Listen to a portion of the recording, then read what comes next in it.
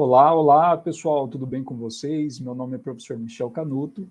Eu, a convite da professora Esther, estou aqui com vocês hoje para gravar essa aula bastante especial e com esse conteúdo bastante sensível também. Quando nós falamos de biossegurança, nós precisamos pensar em alguns pontos, além do laboratório de pesquisa, além de uma sala de aula também, nós precisamos pensar em como que isso pode gerar uma responsabilidade civil também. Mas, professor, o que é essa responsabilidade civil? O que nós podemos pensar acerca dessas temáticas? Para tanto, convido vocês para essa reflexão em conjunto comigo, para que nós tenhamos aí justamente esses pontos de partida, falando de responsabilidade civil e também de biossegurança. Pessoal, é importante que nós tenhamos em mente que a biossegurança, ela sempre vai ser esse conjunto de normas. Por que esse conjunto de normas, professor? Esse conjunto de ações e normas que elas são voltadas para a prevenção, para a minimização ou até mesmo eliminação de riscos que possam comprometer a saúde do homem e também dos animais. Pensem que dentro dessa situação nós estamos falando de meio ambiente também. Então, os primeiros debates sobre essa biossegurança, sobre essa temática, eles tiveram início na década de 1970, devido a várias preocupações com a segurança dos espaços laboratoriais, inclusive com as consequências que os constantes avanços tecnológicos eles acabaram expondo às pessoas e também os pesquisadores envolvidos nessa parte de engenharia genética. Então, nós podemos imaginar aqui que nós podemos tabular de uma forma bastante significativa o homem, o bem-estar e também o bem-estar ecológico das relações humanas. Então, nós precisamos pensar em biossegurança nesse ponto. Então, no nosso país, no Brasil, nós temos a regulamentação para todas as atividades que são relacionadas a essas áreas. Nós tivemos o início ali de 1995, com a criação da Comissão Técnica Nacional de Biossegurança. As suas funções basilares foram de fiscalizar a manipulação de organismo geneticamente modificado, chamado de OGM, e certificar também a segurança dos espaços laboratoriais. Então, percebam a importância de termos uma lei acerca da biossegurança. Então, quando nós falamos dessa biossegurança, nós temos também que ter uma finalidade, que vai ser entender esses conceitos, proporcionar também informações que sempre vão auxiliar na segurança do homem e do meio ambiente, inclusive quando nós falamos em aspectos de atividades de pesquisa, produção e ensino, e desenvolvimento tecnológico também. Então, essa atividade de pesquisa que ela é desenvolvida em laboratório, ela possui um regime de contenção ou campo, nós chamamos aí como parte do processo de obtenção de um organismo geneticamente modificado, inclusive quando nós falamos sobre seus derivados também, ou até mesmo de uma avaliação de biossegurança, que vai englobar no âmbito experimental a construção, o cultivo e também a manipulação, o transporte, transferência, a importação, a exportação, o armazenamento e a liberação no meio ambiente desse descarte. Pensem na seguinte situação: quando nós temos uma situação de um descarte no meio ambiente, nós precisamos pensar justamente nessa fragilidade que nós temos no meio ambiente. O meio ambiente é algo suscetível do homem. Então, a partir do momento que o homem ele descarta toda essa questão de biossegurança, material contaminado também no meio ambiente, nós temos um dano aí também em algo chamado meio ambiente. Nós precisamos, logicamente, desse meio ambiente de uma forma assim saudável e também sempre rendendo, né, uma capacidade de retroalimentação, retrosustento. Então, os primeiros debates sobre a questão da biossegurança, eles tiveram início ali na década de 1970, devido a essas preocupações com a segurança nos laboratórios e com as consequências e com as constantes tecnologias e avanços também nessa área de tecnologia, certo? Então é importante que nós tenhamos essa visão que a biossegurança ela vai proporcionar informações que vão auxiliar na segurança do homem e também no meio ambiente, como eu já mencionei. Mas, professor, o que seria essa avaliação de risco quando nós falamos de biossegurança? A avaliação de riscos dentro da biossegurança, ela vai englobar diversos aspectos, sejam relacionados com os procedimentos adotados, chamadas boas práticas de laboratório, pode também incutir as questões dos agentes biológicos manipulados, a infraestrutura dos laboratórios, ou aquelas questões mais informacionais também, quando nós falamos de capacitação de equipe, como a capacitação de equipe técnica e capacitação de equipe laboratorial também. Importante destacar aqui também, pessoal, que a biossegurança ela é manifestada no crescente número de regulamentações nacionais e internacionais para o controle dos procedimentos de biotecnologia. A biossegurança ela tem várias normas que elas vão proteger e protagonizar também essa diminuição da exposição de trabalhadores laboratoriais a riscos. Inclusive, nós podemos pensar aqui também na questão da prevenção de contaminação desse meio ambiente. Quando nós falamos dessa biossegurança, inclusive na parte de responsabilidade civil, conforme o artigo 186 do nosso Código Civil Nacional, a Lei 10.406 de 2002, nós temos que todo aquele que causar dano a outra pessoa, um ato lesivo ilícito, ele fica condicionado à reparação desse dano. Não obstante, quando nós falamos aqui da nossa lei de biossegurança, o artigo 20 da nossa lei de biossegurança, ele vem dizendo que sem prejuízo da aplicação das penas previstas, os responsáveis também por danos ambientais e os terceiros responderão solidariamente por sua indenização ou reparação integral desse dano. Percebam que nós estamos falando independentemente da existência de culpa. Mas, professor, traduz um pouco esse juridiquês que o senhor acabou de mencionar? Sim. Quando nós falamos essa questão de solidariamente, significa que todos que estão dentro daquela questão negocial, vamos imaginar que um laboratório de pesquisa privado. Então, eu sou sócio da Ester e eu, nós temos um laboratório de pesquisa ou de coleta de sangue privado, então nós somos responsáveis solidários, ou seja, se acontecer alguma coisa dentro daquele laboratório, nós dois responderemos àquela situação toda ali de culpa, certo? Então, quanto às sanções administrativas, elas são contidas lá no artigo 21 da nossa lei, que ele vai estabelecer que toda ação ou omissão, percebam, ação quando eu estou fazendo, omissão quando eu deixo de fazer, quando eu tinha o dever de agir naquela situação, que viole as normas previstas nesta lei, serão punidas na forma estabelecida nesse regimento, independentemente das medidas cautelares de apreensão de produtos, suspensão de venda de produto, inclusive também os encargos dessa atividade. Então, nós podemos imaginar justamente isso. Nós podemos imaginar ou projetar as seguintes sanções, as penalidades dentro da nossa lei de biossegurança. Dentre elas, nós temos a advertência, a multa, a apreensão pela organização também respectiva de bens e materiais, suspensão de venda desses materiais geneticamente modificados e seus derivados também. Embargar também essa atividade quando ela estiver regada ou eivada, né, que vai ser essa questão baseada em vício, a interdição parcial ou total do estabelecimento de atividade ou empreendimento, suspensão daquele registro, licença ou autorização, o cancelamento do registro também pode ocorrer, e uma licença ou autorização também pode ser suspensa. O que mais nós podemos pensar aqui, professor? Nós podemos pensar justamente na perda ou na suspensão da participação em linha de financiamento. Então, quando nós pensamos nesse eixo de pesquisa científica, nós pensamos numa questão também do dispêndio, do gasto, do financiamento.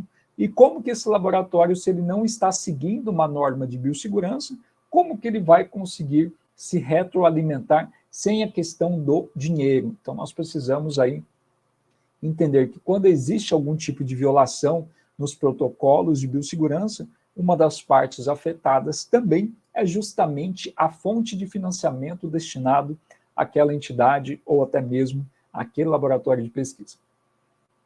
perda ou suspensão da participação em linha de financiamento, e nós podemos também falar de algumas intervenções acerca desse estabelecimento, como é o caso da proibição de contratar com a administração pública pelo período de 5 anos. Então, essa pessoa que comete esse tipo de ato, ou até mesmo aquele laboratório de pesquisa, que acaba incorrendo nessa situação, ele fica ali impedido de contratar com a administração pública pelo prazo de 5 anos. Isso é muito importante, até porque nós estamos falando de uma universidade pública federal também, que tem diversos laboratórios de pesquisa e cada laboratório desse possui a sua respectiva parcela de responsabilidade e, logicamente, como vimos nessa parte introdutória, quando nós falamos de responsabilidade laboratorial, logicamente que nós teremos também uma sanção acerca dessa situação. Então, é importante que tenhamos esse destaque aí acerca desses pontos. Mas, professor, o que é a Lei de Biossegurança? O que nós podemos conceituar? E qual que é a origem dessa Lei de Biossegurança? Pois bem, a Constituição Federal de 1988, em seu artigo 225, parágrafo 1º, inciso 2º, 4º e 5º, ela vai dispor justamente acerca do meio ambiente. Ela diz que esse meio ambiente e sobre os mecanismos de biossegurança, inicialmente, esse texto da Constituição, ela vai prever a prevenção à diversidade, a integralidade desse patrimônio genético do país, inclusive essa questão incutida em fiscalizar as entidades que se dedicam à pesquisa e à manipulação de material genético. Você já deve ter escutado o termo PDI, Pesquisa, Desenvolvimento e Inovação. Quem trabalha com PDI não é simplesmente a Universidade Pública Federal. Nós podemos ter universidades privadas também desenvolvendo PDI, nós podemos ter laboratórios independentes ou até mesmo um inventor independente ali, um cientista que trabalha sozinho, sem equipe, mas essa responsabilidade, professor, essa resposta que ele vai ter, ele também vai ser responsabilizado mesmo trabalhando sozinho? A resposta é positiva, porque quando nós falamos de responsabilização, lembre-se do professor aqui, independentemente se é uma empresa, se é uma universidade pública, privada, um laboratório pequeno ou médio porte, não importa. Ele sempre vai ser responsabilizado, porque nós estamos falando justamente dessa preservação à diversidade e integralidade do patrimônio genético do nosso país também. Então, lembre sempre da questão do macro, da questão do nosso globo terrestre, da saúde dele. Quando nós falamos ainda desse assunto, existe uma importância da existência do controle e fiscalização do meio ambiente natural, inclusive do meio ambiente também, que ele é manipulado nos termos da lei. Que ele pode ser entendido como os laboratórios de pesquisa científica, que eles vão atuar diretamente com essas mutações celulares, inclusive com modelos animais, que eles vão ser submetidos a modificações. A título de exemplo, o modelo animal que é submetido aos experimentos de câncer. Ou seja, em alguns casos, corre aquela indução de doença para logo após ser utilizada uma terapia de combate aí, carcinogênica ou outra situação também. Inclusive, quando nós falamos a questão da biossegurança, nós precisamos falar um pouco dessa lei dela. Então, nós temos a Lei 11.105, de 2005, que ela é conhecida nacionalmente como a nossa Lei de Biossegurança, e que ela dispõe ali em seu artigo inaugural diversos verbos acerca da temática. Porém, dentre eles, nós precisamos destacar justamente a figura de alguns que nós vamos pensar, ou até mesmo cogitarmos juntos aqui, que vai ser construir, cultivar, produzir, manipular, transportar, transferir, importar, armazenar, pesquisar, comercializar e destacar. Mas, professor, esse último verbo, descarte, quando eu falo de um descarte, eu preciso fazer um descarte de uma forma correta?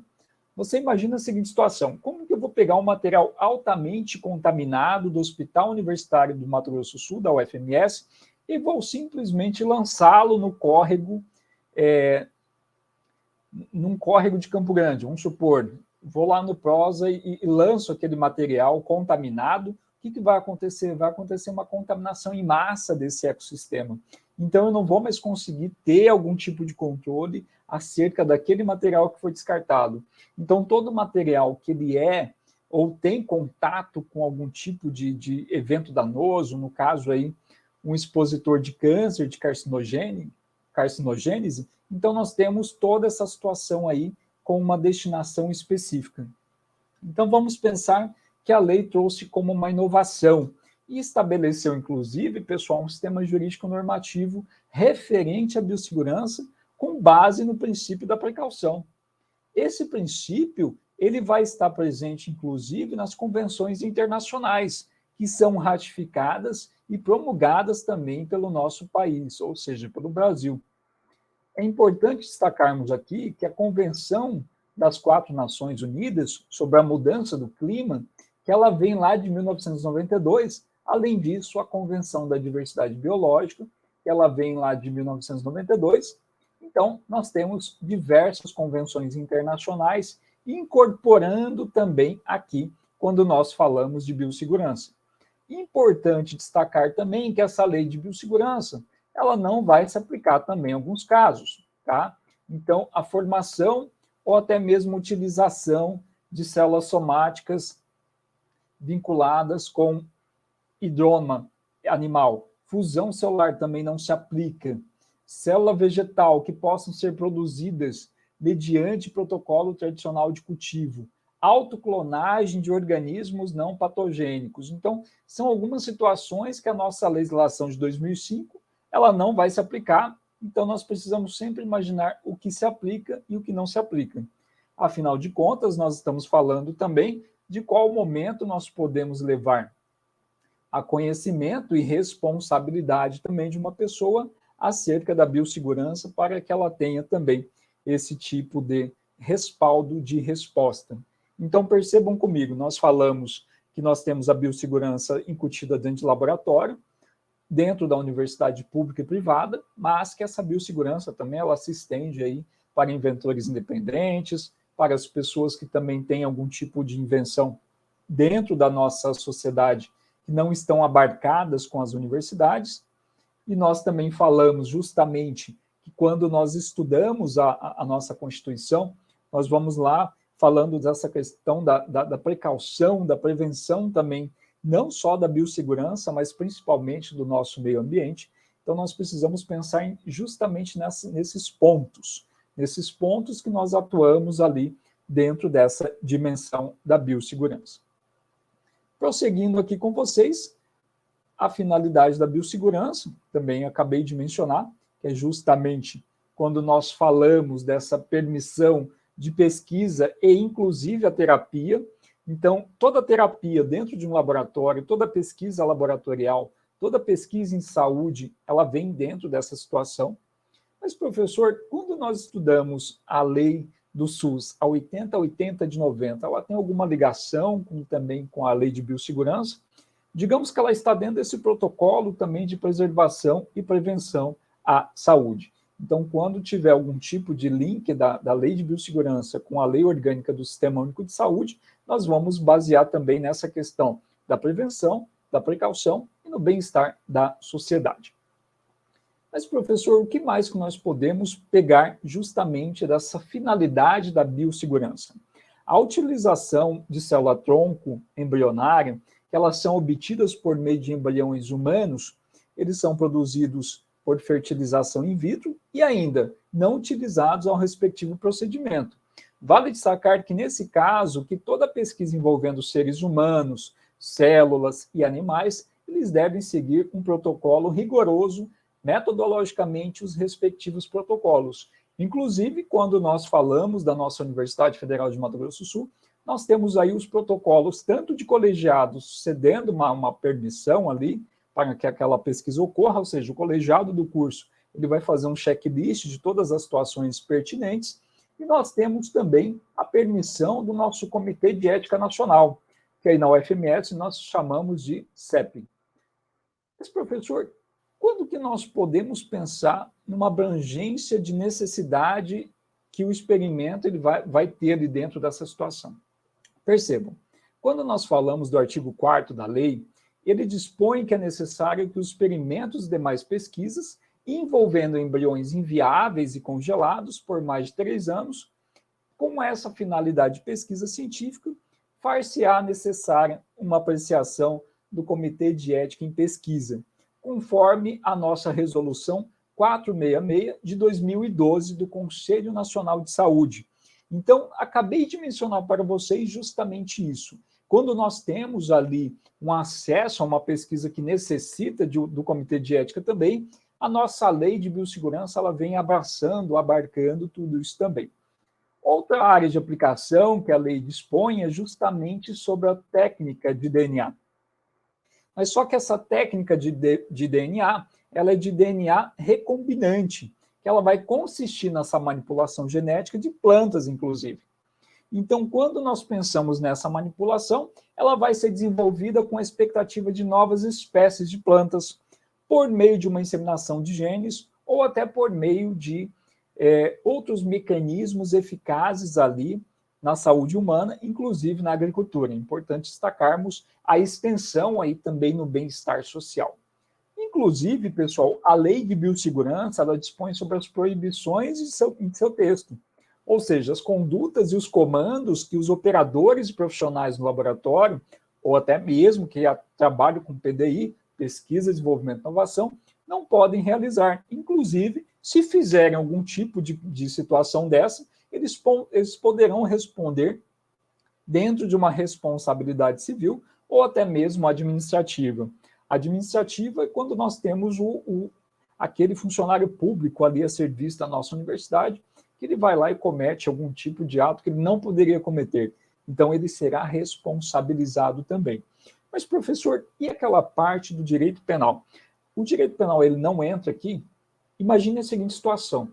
Se o caso for grave, envolver ameaças à vida da pessoa também, ou até ameaças de um dano maior dentro da instituição envolvendo aquele laboratório, nós não dispensamos também a questão da responsabilidade criminal penal.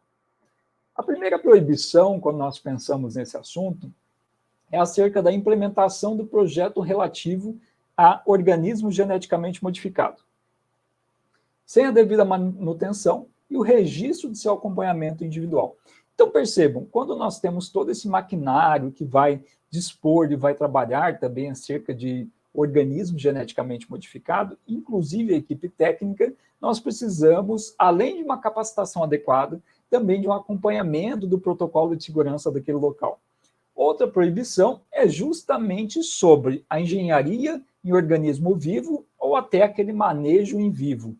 Então, nós temos diversas situações aí que elas podem também desencadear alguma situação de risco ou até mesmo um evento danoso para a vida das pessoas. Importante destacar aqui também que o artigo 10 da nossa lei, ele dispõe sobre a Comissão Técnica Nacional de Biossegurança. E essa comissão, ela é integrante do Ministério de Ciência e Tecnologia Nacional. Então, nós vamos ter um tratamento ali de uma instância colegiada, multidisciplinar, leia-se, profissional do direito, profissional da biologia, da farmácia, da medicina, da psicologia também, todos ali comunicando dentro de um comitê para que nós tenhamos também o acesso a um protocolo seguro e multidisciplinar. E esse protocolo, pessoal, e esse comitê, ele ainda vai ser acompanhado e desenvolvido de pesquisas científicas, ou seja, quando nós tivermos aquele objetivo de potencializar a capacidade da proteção e vida humana, plantas, animais e meio ambiente. Então, nós estamos todos correlacionados com essa situação aí do meio ambiente também. Ainda sobre a composição dessa comissão, ela deve ser constituída por 27 membros, que eles devem ser brasileiros, de reconhecida competência técnica. Mas, professor, como que se reconhece competência técnica para fazer parte de uma comissão dessa? Por meio de livros publicados, artigos científicos, entrevistas e outras situações também que vêm trazendo à tona essa técnica. Na área de vocês, também na biologia, na saúde pública, nós temos outra questão também que é um marcador muito forte, que é o registro de patente ou até mesmo marca dentro dessa situação da farmacêutica ou algum farmaco também que é utilizado nessa confecção. essa pessoa ainda tem que ter titulação de doutor na área respectiva ou até mesmo naquela linha afins. Vocês sabem que a CAPES ela vem com aquela titulação de grande área e depois vem com a sub-área também de conhecimento. Então, para fazer parte dessa comissão, a pessoa precisa ser da área da saúde humana, da área da saúde animal ou até mesmo do meio ambiente, ok? Então, percebam isso. Mas, professor, como que fica a fiscalização? Caberá aos órgãos e entidades de registro a fiscalização do Ministério da Saúde, do Ministério da Agricultura, do Abastecimento da Pecuária e do Ministério do Meio Ambiente. Além, pessoal, quando nós vamos pensar também na Secretaria Especial da Agricultura e pessoal da Presidência da República. Então, cuidado com isso daí, porque a fiscalização ela é bem ampla, ela é bem abrangente. Ainda quando nós falamos do Ministério da Ciência, Tecnologia e Inovação, nós vamos falar também que foi criada uma informação e essas informações elas servem justamente para capacitar e orientar as pessoas em biossegurança, que é destinada à gestão de informações que são decorrentes dessa análise, autorização, registro e monitoramento, além do acompanhamento de todas essas atividades envolvendo organismo geneticamente modificado.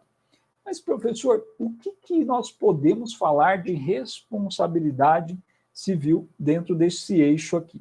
A responsabilidade civil dentro desse eixo, e nós vamos falar também da responsabilidade administrativa, nós temos que essa responsabilidade civil, ela é justamente esse regramento de peso e contrapesos, ou seja, nós temos ali um protocolo internacional que ele vai estipular justamente qual que é essa denominação e qual que vai ser esse acesso aos recursos genéticos, inclusive a repartição justa e equitativa dos benefícios advindos de sua utilização. Ainda quando nós pensamos nessa implementação do instrumento internacional, na esfera nacional, inclusive pelos estados que são membros também. Eles têm um tipo de vinculação. Importante destacar aqui que a principal motivação foi em decorrência da prática reiterada de uma biopirataria.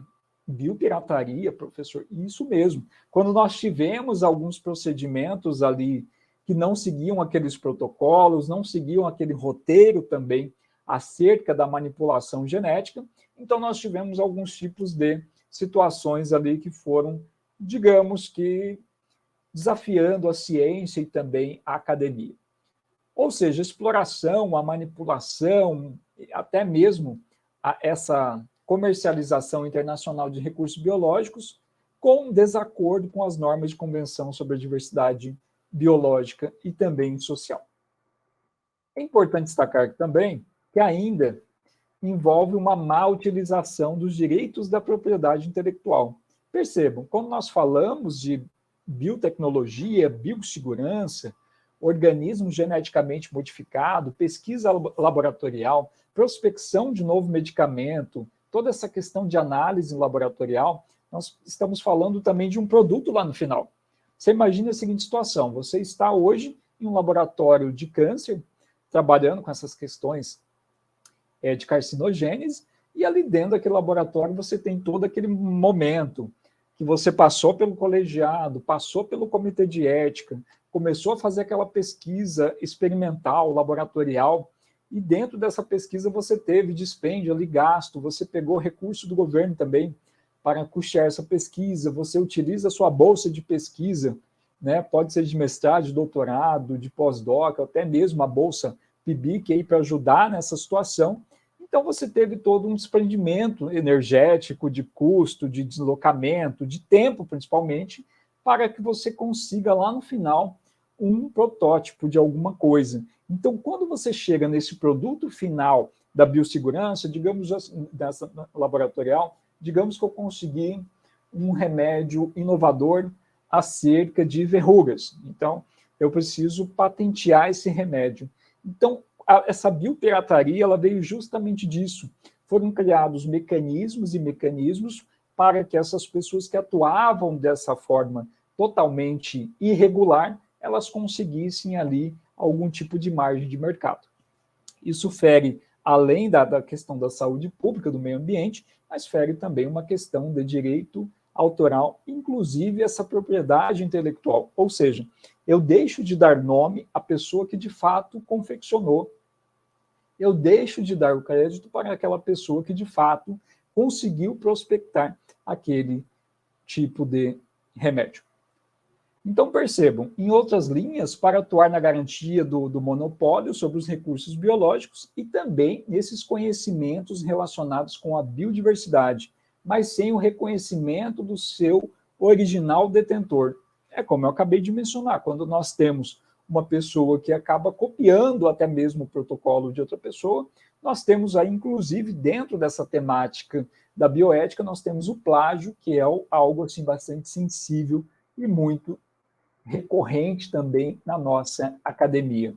Ainda envolve a má utilização dos direitos de propriedade intelectual, ainda nós podemos falar também da Convenção sobre a Diversidade Biológica, que ela é chamada de CDB. Essa CDB ela vai consistir num tratado de organização das Nações Unidas, considerado como um dos principais instrumentos internacionais relacionados ao meio ambiente. Ainda quando nós falamos da convenção, foi estabelecida durante a notória ECO 92, a Conferência das Nações Unidas do Meio Ambiente, realizada no nosso Rio de Janeiro, cidade maravilhosa, em 1992, e hoje é o principal fórum mundial para as questões relacionadas com a temática.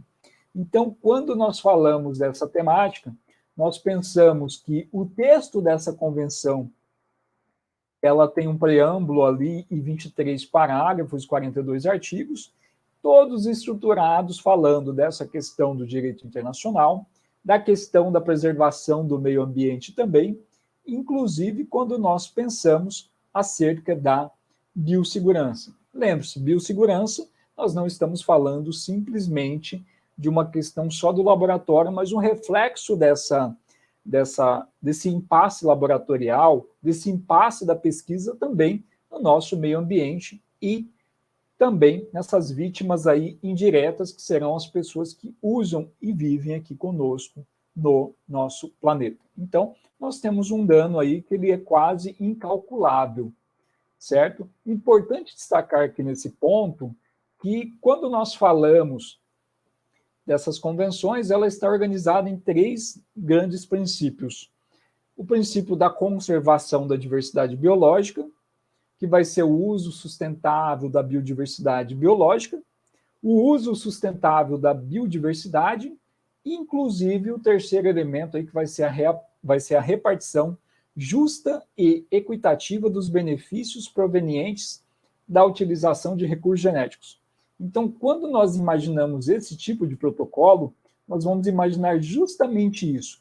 Nós vamos pensar numa responsabilidade compartilhada pela manutenção da biodiversidade do planeta, inclusive também esclarecendo que toda essa recomendação para os países que pertencem a essa convenção, que vai ser justamente de preservação do nosso bem maior, ou seja, o nosso planeta.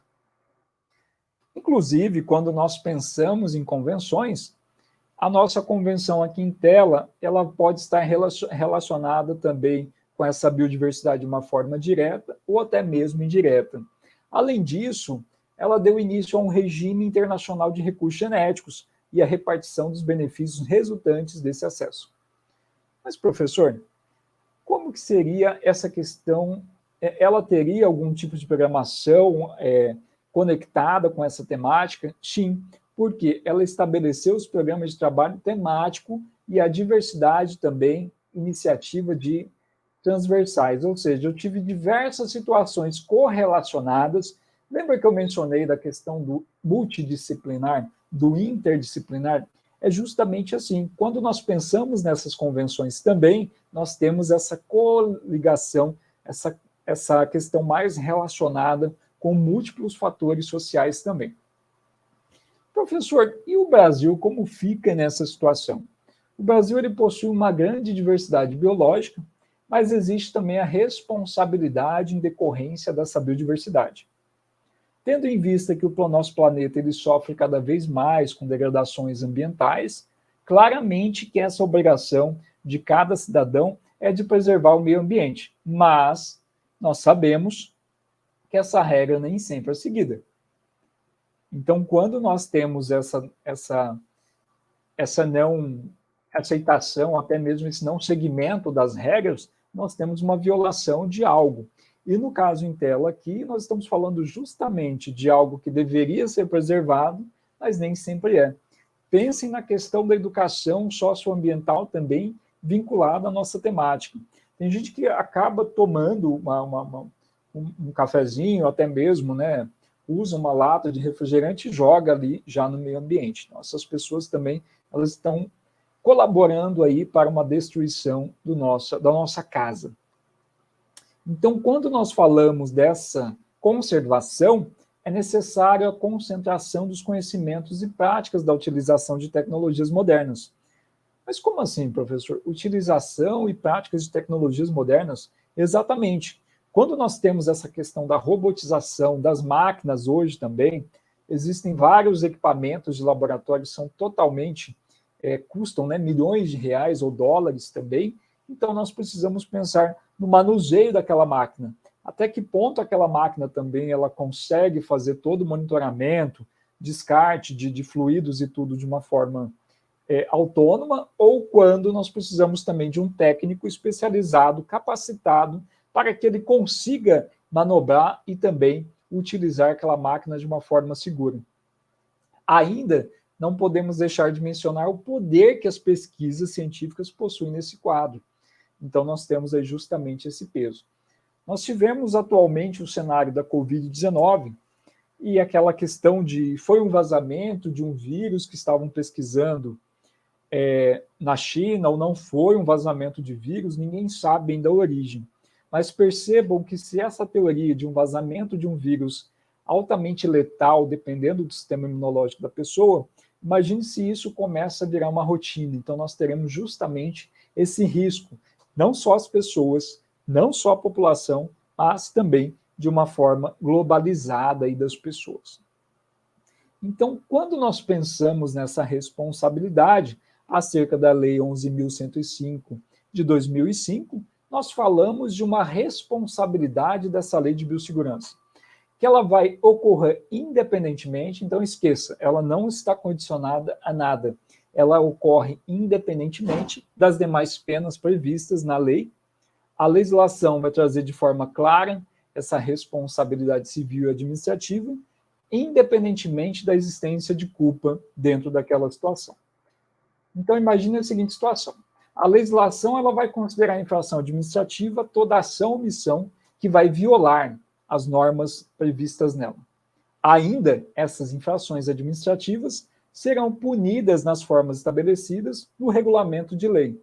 Importante destacar aqui também, pessoal, que independentemente das medidas cautelares, de apreensão de produtos, suspensão de venda, poderá ocorrer ainda. Nós podemos ter, conforme o artigo 21 da lei, advertência, multa, apreensão desses organismos geneticamente modificados, suspensão de venda.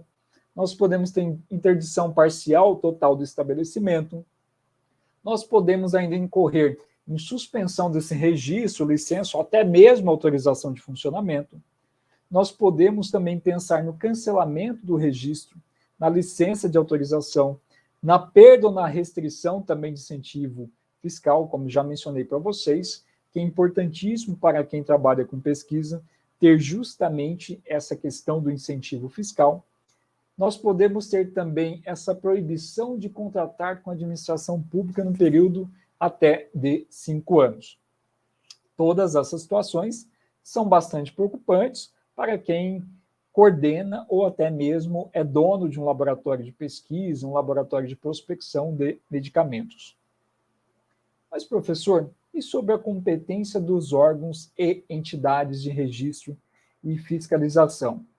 Elas são definidas os critérios de valores e também as multas.